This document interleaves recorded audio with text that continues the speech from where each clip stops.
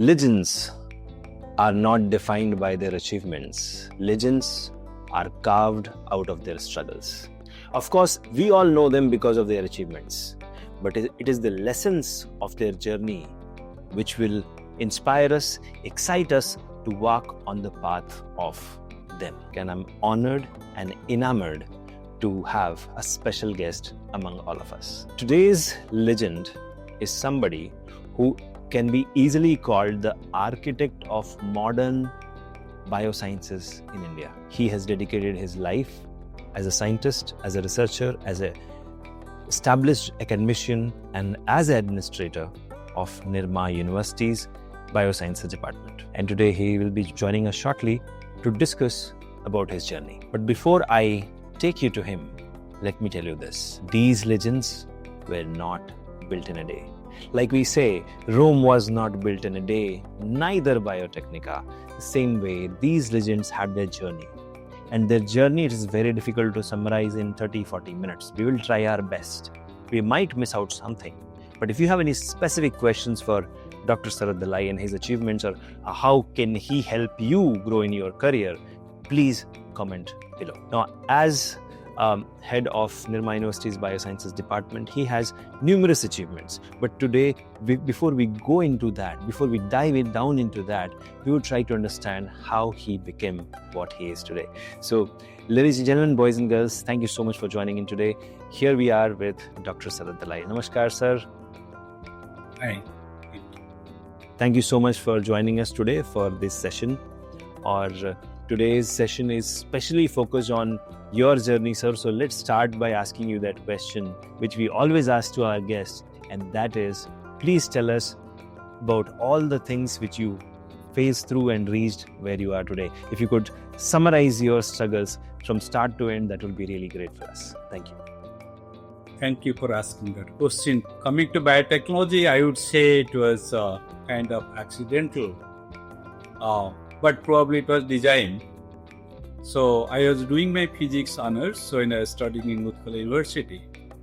But I had interest in health science, particularly medical science. And that year in 90, physical science students are invited to JNU, particularly those who attempt questions from physics, chemistry, mathematics, and opt for JNU. We were preferred that. So that is how I came to study biotechnology, MSc biotechnology, from physics, ESC. But then I developed interest over the time, and particularly I took special interest in immunology. Therefore, I did my MSc dissertation project on a topic which is very closely associated with T-cell response. Then, obviously, I decided to go for PhD. During my PhD, I had interest in, as I mentioned in the early, statement, that I had interest in health science. I wanted to work on lymphatic filariasis. This is a disease basically caused by a parasite, helminthine parasite, and it is quite prevalent in coastal zone of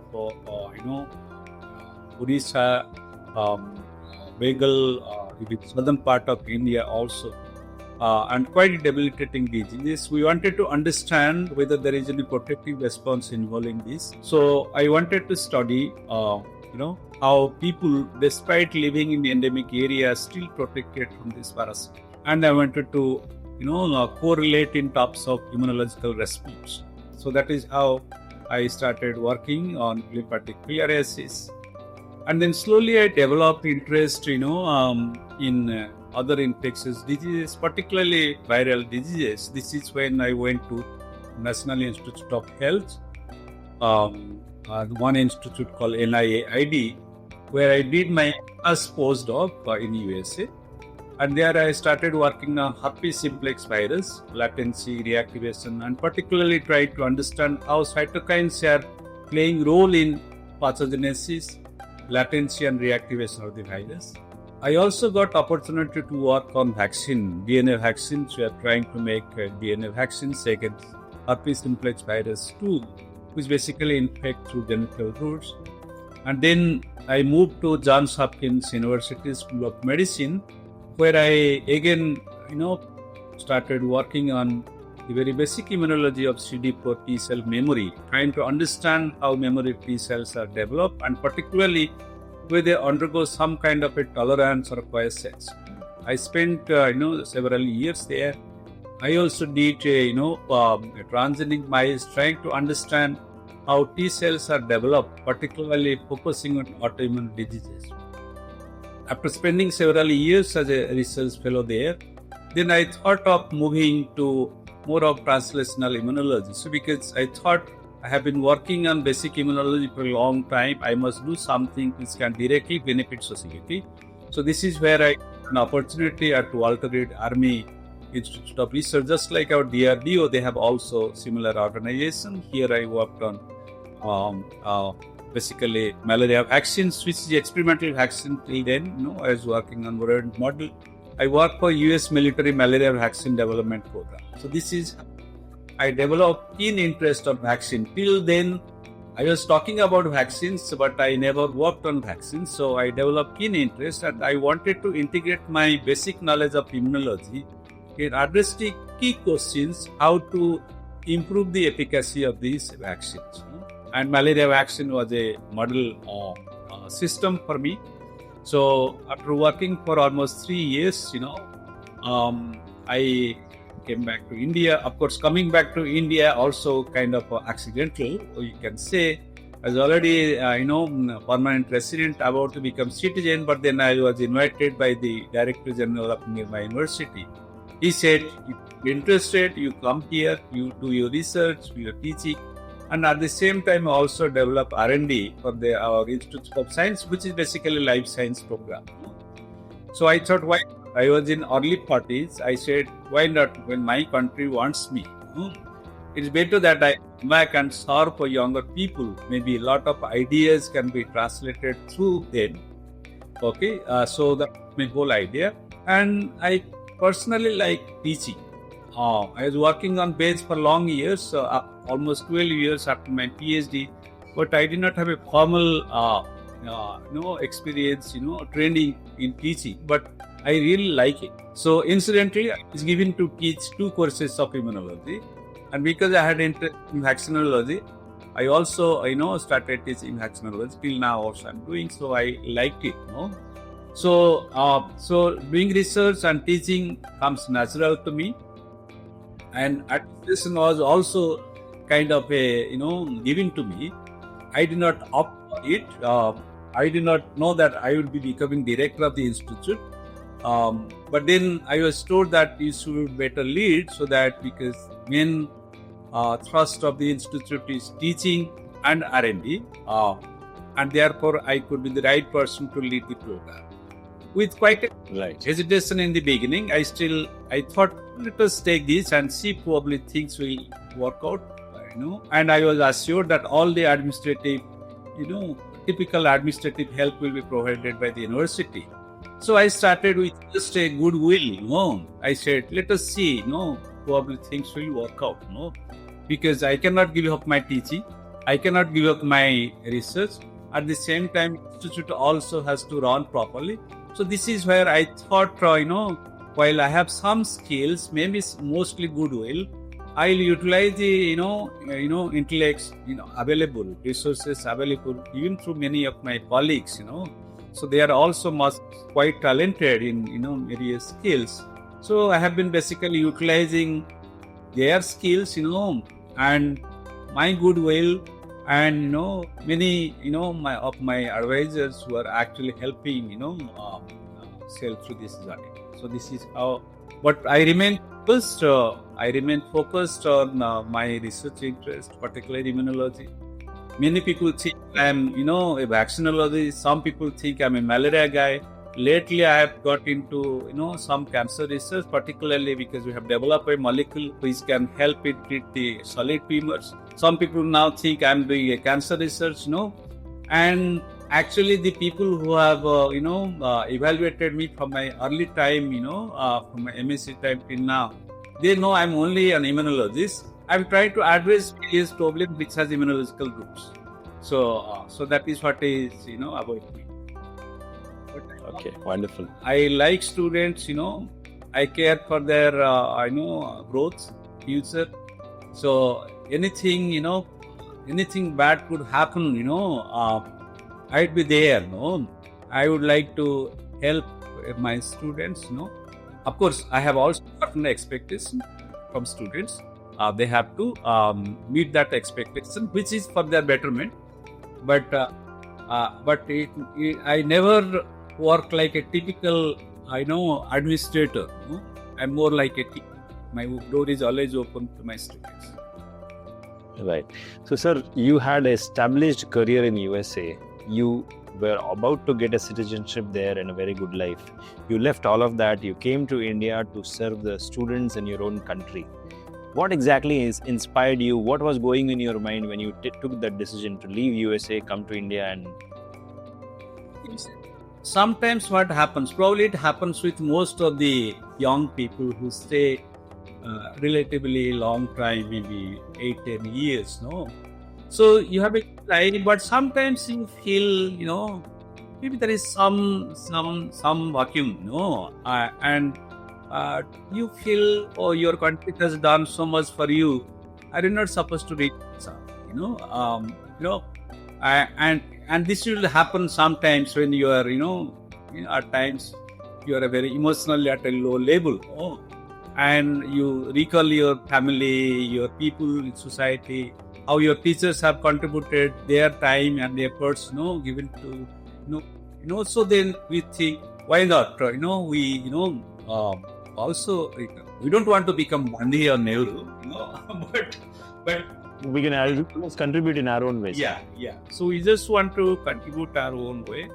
So completely agree.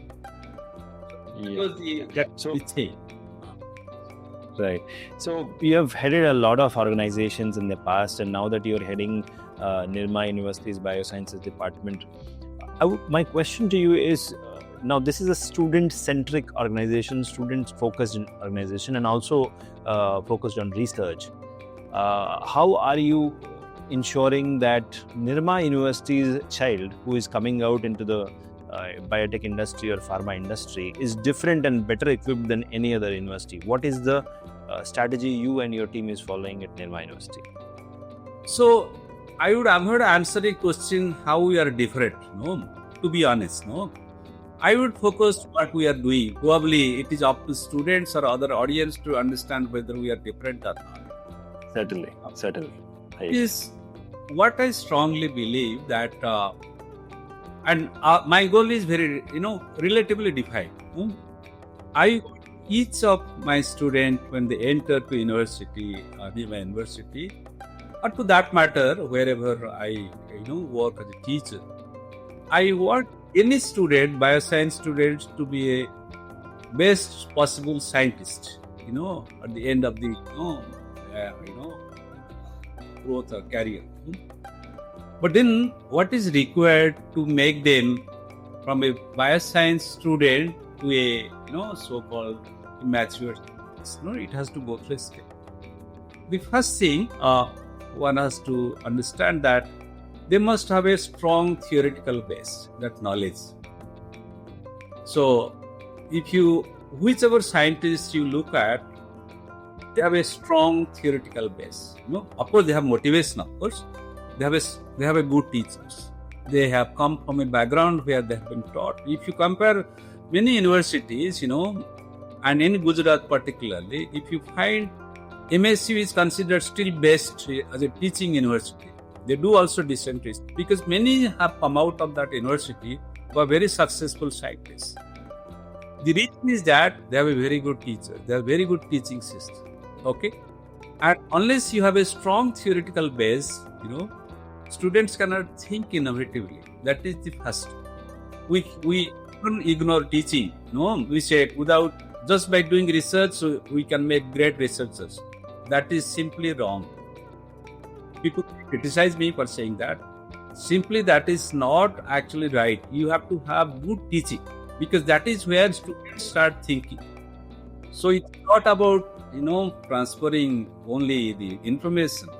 In the classroom, you have to have a forum for discussion. You raise a question.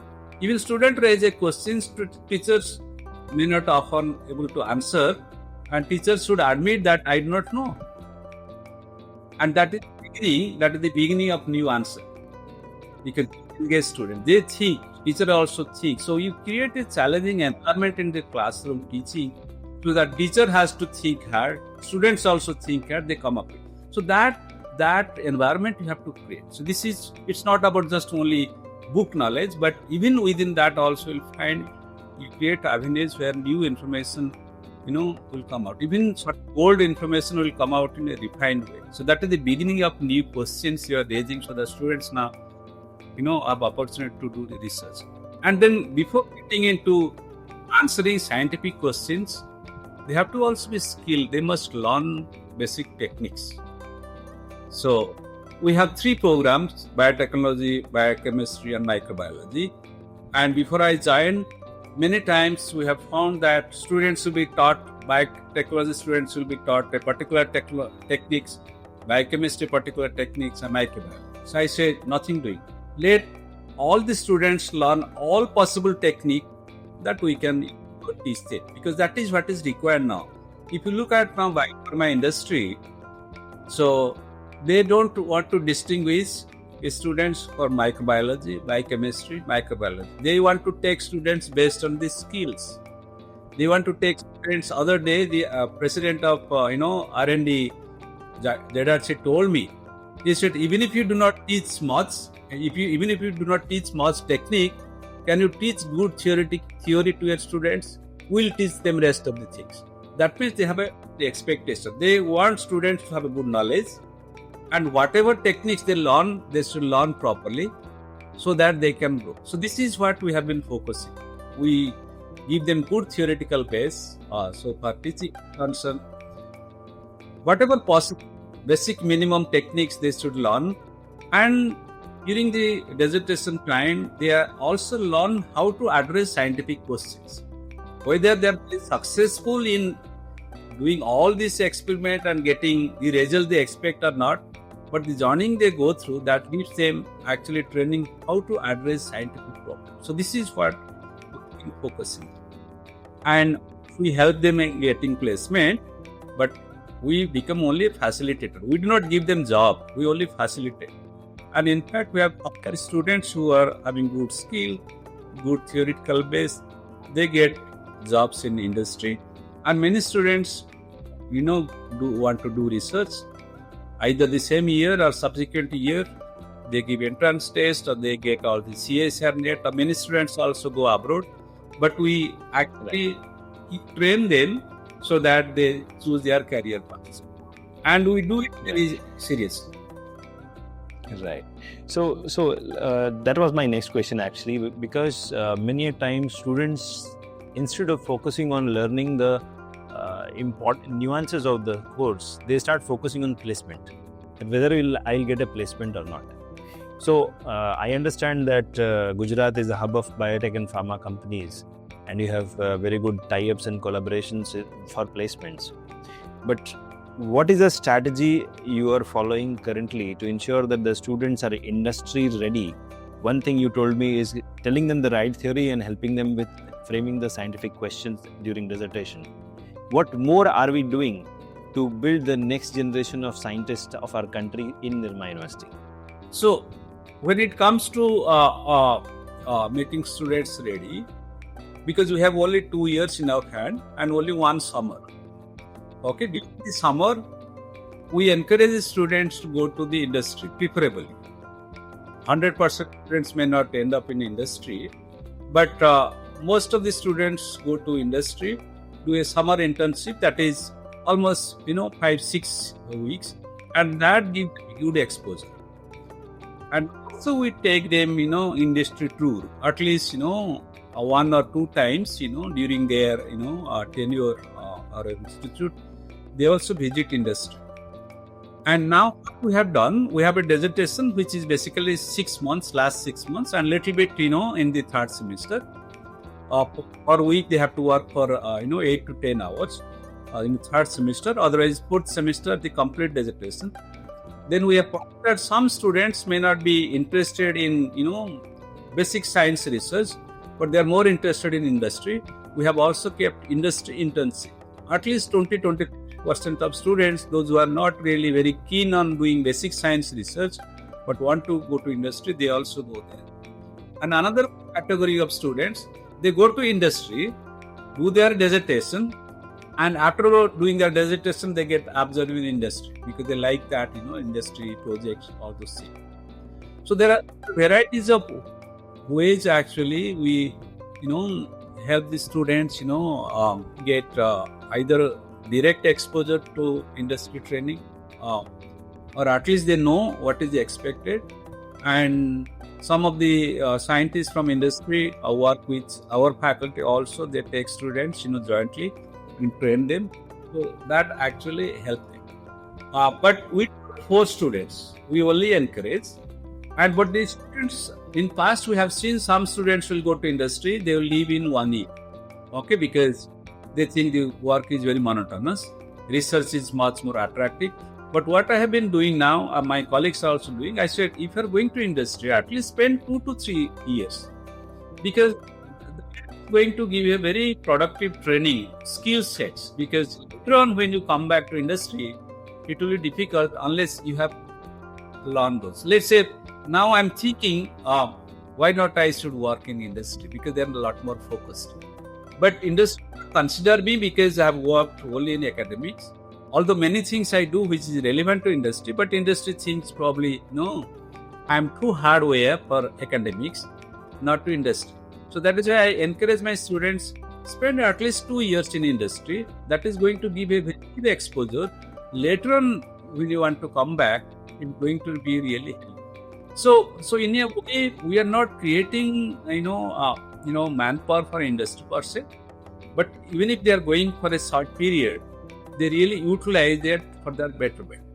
And what is more important, to work outside academia, particularly industry, that the work culture, the discipline, reporting on time, whatever you do, every moment good laboratory practice, which is rigorously followed in industry, rather than academics. No matter what good laboratory practice we follow, it is not as strict as in industry, because each time you have to report. This is what we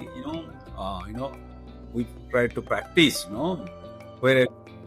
whenever possible. So, sir, I have seen this.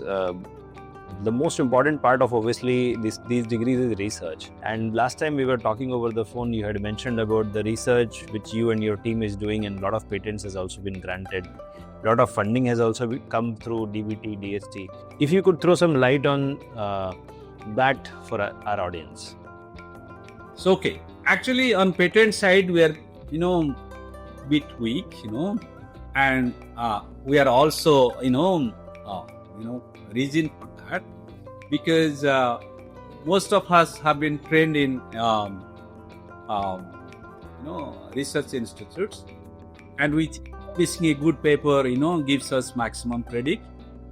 But then what we have realized over time, that doing research which are very much applied in nature, which can bring in IP, is actually equally important. Because this is where we find that you have a product, a process, and which has commercial importance. So let's focus on that also. File a patent, then you publish. We may have to add maybe 6 months or 1 year extra in this effort. Students, so PhD students might be, getting their degree a little bit late, but it's actually add value. So one of my colleagues, Dr. Sarat Dalai, she did. Recently, she got the patent this year, and I actually did that. I was the second applicant from my institute. Of course, I got last year, 1 year before she got it. But now there are other faculties, who are doing very, very good research, actually translational in research, but they have not taken interest. But now I'm encouraging. Many of those findings will come out, as IP. And now also encouraging our students for entrepreneurship, startup. Now, few students have got it in. And now formally, we are going to, induct them into this, But then our idea is very simple, that we would like to give them exposure, We would like to sensitize, about the entrepreneurship. They should keep that in mind, and particularly when they design their experiment, when they design their project, they should also keep that mind, something they're doing, for their, out of the intellectual curiosity. One day that might come out as a product. So they have to teach how do they, when they take up this journey, when they do the dissertation work. So for us, doing basic science is the key. That is the main thing. But then this should also be translated whatever way possible. In fact, we'll be really happy to know that this year we organized one bioentrepreneurship workshop. It was one day. And I found 2-3 of our students who are actually doing very basic science. They have taken some of those ideas now of their own company. And then I was telling students that what you think, we are just doing for the sake of a dissertation, to get some credit, that can be really translated. Now think seriously about it. So do very good basic science. That is also going to lead to, development of product or process, And it's a win-win situation for both the student also as well. Wonderful. So as we come towards the end of today's episode, if you could tell one last message to the upcoming biotech and life science students who want to take admission in Nirma and work alongside you and work on these wonderful projects, what will be your message, and how can these students take admission in Nirma University? Okay. So I've already, spoken directly or indirectly, but this is my expectation from students, you can consider me, I'm your future teacher. What I expect that never ignore your reading, and particular discipline specific reading. That is must. And always think of problems. Because only when you think of problems around where you are living or even traveling also, you will encounter many problems, and you should never ignore it, because you realize that you are going to contribute to solution of those problems. So you have a knowledge, focus on that, read well, use your resources. And resources, these days students want to use online resources more. I tell many times my students, instead of using your mobile to watch Shahrukh Khan's movie, so you better spend that time, in fetching information which is going to help you. If you do not want to read books, that is fine, but at least you have a source, immediate source, any information you can get it, and that is must. I'm not advocating against watching movie, but I'm saying how to utilize time effectively, and particularly the resources available to you. It is important. Only when you have specific information in your mind, you can, think of, synthesizing some solution for that. That is first thing. Second thing, that also take laboratory training seriously. Because many times when we conduct the, lab, because of lack of adequate resources, students may have to work in group of 2 or 3. But what techniques you are learning, learn it properly. And maintain the lab notebook properly. So writing, reading, doing the laboratory, training, taking laboratory training properly, and also writing. Writing is very important.